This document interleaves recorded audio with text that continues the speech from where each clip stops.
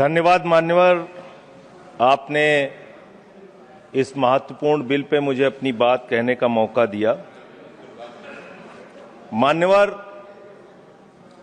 मुझे आज वो दृश्य याद आ रहा है जब भारत की सरकार किसानों के खिलाफ 3 काला कानून लेकर आई थी और उस समय हमने रोका था मान्यवर, निवेदन किया था, विनती की थी, हाथ जोड़ा था कि किसानों के साथ विश्वासघात मत कीजिए, लेकिन सरकार ने नहीं सुनी। सर, हमने विरोध किया, हम बेल में आए, सरकार को चिताया, हमें सस्पेंड करके बाहर कर दिया गया। सर, 7 दिन तक इसी संसद के परिसर में हम लोग निलंबित करके रखे गए।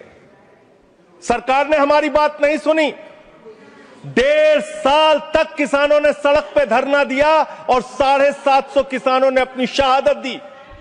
संजय जी, उसके बाद बिल पर बोलिए। वो उसी पे बोल रहे हैं सर, इसी पे बोल रहे हैं, इसी पे बोल रहे हैं।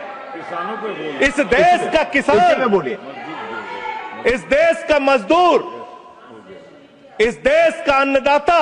सर, आपका चेहरा आ रहा है, मेरा भाषण मेरा चल रहा है, चेहरा आपका आ रहा है।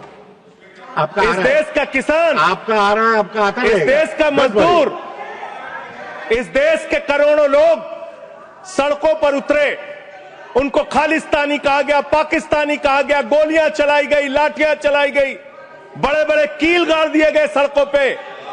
और 1.5 साल के बाद प्रधानमंत्री जी एक दिन प्रकट होते हैं, कहते हैं मेरी तपस्या में कमी हो गई, हम कानून वापस ले रहे हैं। आज मैं आपसे कहना चाहता हूं मान्यवर, यह ऐतिहासिक भूल आप करने जा रहे हैं, ये गुनाह और पाप आप दोबारा करने जा रहे हैं। और इस काले कानून को पास करने के बाद इस देश का मजदूर सड़कों पे उतरेगा, इस देश का किसान सड़कों पे उतरेगा, इस देश का आम आदमी सड़कों पे उतरेगा, जिसके पेट और पीठ दोनों पे आप छुरा मारने का काम कर रहे हैं।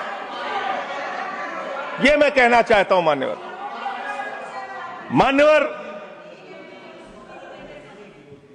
मान्यवर, यह बिल किस मंशा और उद्देश्य के तहत लाया गया है? इस बिल को आपने कह दिया जी राम जी बिल है, जी राम जी बिल है। भगवान श्री राम का नाम लेके कितना गुनाह आप अपना छिपाना चाहते हैं?